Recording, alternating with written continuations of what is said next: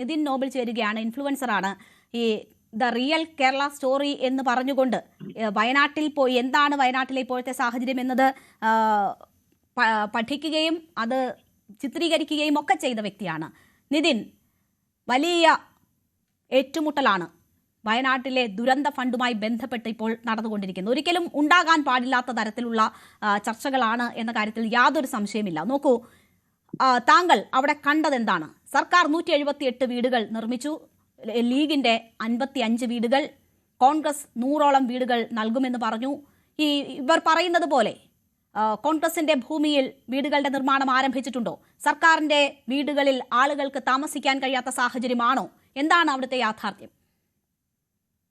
ഈ ഇൻട്രൊഡക്ഷൻ പറഞ്ഞതുപോലെ real Kerala story എന്ന് പറഞ്ഞിട്ട് കേരളത്തിന്റെ തെറ്റായ ഒരു കഥ പല അജണ്ടകളോടും കൂടെ ഇവിടെ റിലീസ് ചെയ്ത സമയത്ത് കേരളത്തിന്റെ യഥാർത്ഥ കഥ ജനങ്ങളെ കാണിക്കാൻ വേണ്ടിയിട്ടൊരു യാത്ര നടത്തിയ ആൾക്കാരാണ് ഞാനും മറ്റു കുറച്ച് സുഹൃത്തുക്കളും കൂടെ.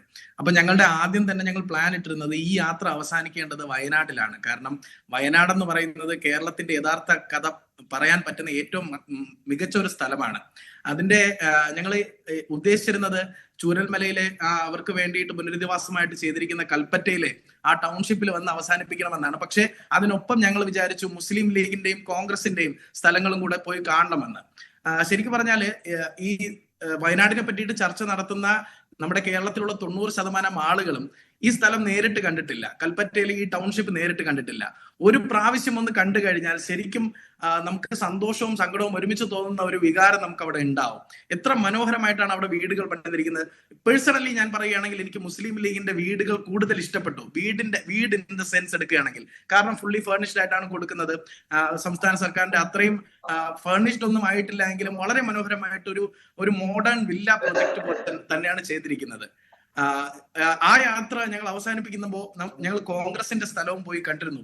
എന്തെങ്കിലും പണി തുടങ്ങിയോ എന്നറിയാൻ വേണ്ടിയിട്ട്. ശരിക്കും പറഞ്ഞാൽ അവിടെ വലിയൊരു വിഷമമാണ് ഉണ്ടായി. ഇപ്പൊ ഈ ചർച്ചയുടെ ആദ്യം സംസാരിച്ച ശ്രീകുമാർ സാർ പറയുകയുണ്ടായി, അവിടെ വീട് പണിയാത്തതിൽ കോൺഗ്രസ്സുകാർക്കൊന്നും ഒരു പരാതിയും ഇല്ല എന്നുള്ളത്. കോൺഗ്രസ്സുകാരുടെ പരാതിയുടെ കാര്യമല്ല ബഹുമാനപ്പെട്ട സാർ പറയുന്നത്.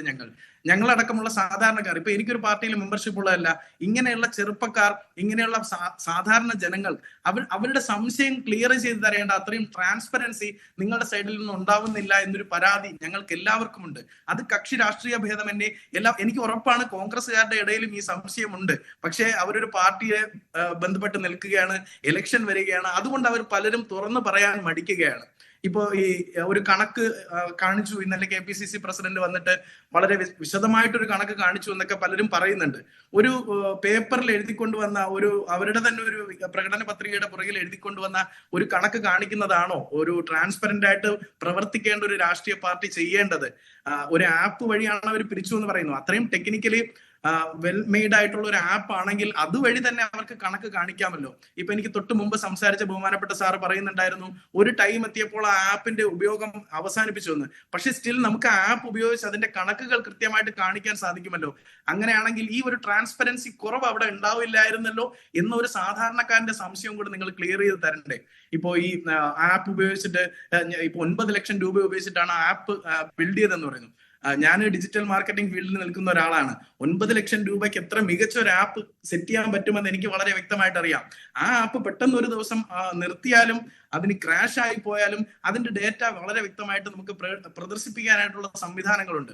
അപ്പൊ അങ്ങനെയൊക്കെ നിലനിൽക്കുമ്പോൾ ഒരു ട്രാൻസ്പെറൻസി കുറവ് ഈ ഒരു കാര്യത്തിൽ ഇല്ലേ എന്ന കേരളത്തിലെ സാധാരണക്കാരായ എല്ലാ ജനങ്ങളുടെയും ഇവിടെ ഇതിനകത്ത് രാഷ്ട്രീയം കൊണ്ടുവരുമ്പോൾ ശരിക്കും പറഞ്ഞാൽ വിഷമിക്കുന്നത് വയനാട്ടിലെ സാധാരണക്കാരായ ജനങ്ങൾ കൂടെയാണ്. അവരുടെ പേര് പറഞ്ഞിട്ട് അവരുടെ കണക്ക് പറഞ്ഞിട്ട് ഇവിടെ വോട്ട് പിടിക്കുകയും വോട്ട് ചോർത്തുകയൊക്കെ ചെയ്യുന്ന ഒരു സാഹചര്യം എത്തി. അതുകൊണ്ടാണ് ഞാൻ ഈ ചർച്ചകൾ അവർ കാണാതെ ഇരിക്കട്ടെ, കേൾക്കാതെ ഇരിക്കട്ടെ എന്ന് ആശിച്ചതും അതുകൊണ്ടാണ്. ശ്രീ നിതിൻ, ഞാൻ ഒരു കാര്യത്തിൽ കൂടി വ്യക്തത, ഈ കോൺഗ്രസിന്റെ ഭൂമിയിൽ ഇതുവരെ നടന്ന, നിങ്ങൾ പോയപ്പോൾ വരെ നടന്ന പണികൾ സംബന്ധിച്ചുള്ള ഒരു വ്യക്തത കൂടി ഒന്ന് നൽകുമോ? കുറച്ചുകൂടി ഒരു ക്ലാരിറ്റി ആ കാര്യത്തിൽ നൽകുമോ? ഞാൻ ഈ ചർച്ച തുടങ്ങുന്നതിന് 5 മിനിറ്റ് മുൻപ് 6:55 അവിടെയുള്ള വയനാടിൽ യഥാർത്ഥത്തിൽ സർക്കാരിന്റെ വീട് ലഭിച്ച എന്റെ ഒരു സുഹൃത്തുണ്ട്. അദ്ദേഹത്തോട് വിളിച്ചു ചോദിച്ചു എന്തെങ്കിലും പണി നടന്നിട്ടുണ്ടോ എന്ന് ചോദിച്ചപ്പോൾ ഇതുവരെയും ഒരു പണിയും നടന്നിട്ടില്ല എന്നാണ് പറയുന്നത്.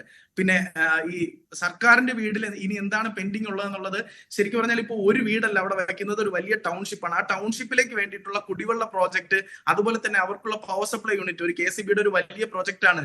55 കോടി രൂപയുടെ ഒരു പ്രോജക്റ്റ് ആണ് അവിടെ പണിയപ്പെടുന്നത്. അപ്പൊ അതുമായിട്ട് ബന്ധപ്പെട്ട്, അതുപോലെ ഇപ്പൊ ഒരു സെപ്റ്റിക് ടാങ്ക്, ഒരു വീട്ടിലേക്ക് ഒരു സെപ്റ്റിക് ടാങ്ക് അല്ല അവിടെ ചെയ്യുന്ന, അവിടെ അതിന് വേണ്ടിയിട്ട് ഒരു വലിയ ഡിസ്ട്രിബ്യൂഷൻ സിസ്റ്റം തന്നെ ചെയ്യണം. അപ്പോൾ ഒരു വീടിന് വേണ്ടിയിട്ടുള്ളതല്ല ഇതെല്ലാം ചെയ്യേണ്ടത്. വിഷുവിന് മുൻപ് തീർച്ചയായും ഞങ്ങൾക്ക് ഞങ്ങളുടെ വീട്ടിൽ കയറി താമസിക്കാം എന്ന സന്തോഷത്തിലാണ് അവിടെ വീട് കിട്ടിയ ആളുകൾ. ഈ നേരത്തെ പറഞ്ഞതുപോലെ കമ്മ്യൂണിസ്റ്റുകാരുടെ ഫണ്ടിന്റെ കാര്യത്തിൽ ആളുകൾക്ക് സംശയമുണ്ടെന്ന് പറയുമ്പോൾ അവർക്ക് വീട് കിട്ടിയവർക്ക് അവർക്ക് സന്തോഷമുണ്ടെന്നുള്ളത് വയനാടിൽ പോയാൽ നമുക്ക് മനസ്സിലാക്കാനായിട്ട് സാധിക്കും. തീർച്ചയായും അത് മാത്രവുമല്ല, ആ 178 വീടുകൾ അനുവദിച്ചിരിക്കുന്ന വ്യക്തികളെ സംബന്ധിച്ച് കറണ്ടിന്റെ കണക്ഷൻ കൂടി കിട്ടിയാൽ മതിയല്ലോ, അല്ലെങ്കിൽ വെള്ളത്തിന്റെ കണക്ഷൻ കൂടി കിട്ടിയാൽ മതിയല്ലോ എന്നൊരു ആശ്വാസമുണ്ട്. വെളും പ്രദേശം, അതിന് വീട് വെക്കാൻ പോലും അനുമതി ഉണ്ടോ ഇല്ലയോ എന്നറിയാത്ത ജനങ്ങളുടെ ആശങ്ക അതല്ല. കോൺഗ്രസിനെ വിശ്വസിച്ച് സർക്കാരിൽ നിന്ന് പണം വാങ്ങി കോൺഗ്രസിന്റെ വീട്ടിൽ, കോൺഗ്രസ് തരുന്ന വീട്ടിൽ താമസിക്കാം എന്ന് പറയുന്ന മനുഷ്യരെ സംബന്ധിച്ച് ആശങ്കയാണ്.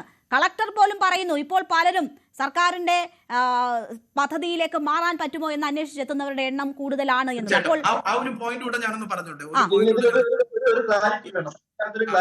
ആങ്കർ സംസാരിക്കുന്നതും നിതിൻ സംസാരിക്കുന്നതിനും മറുപടി ഉണ്ട്. അത് മറുപടിക്കുള്ള സമയം തരാം.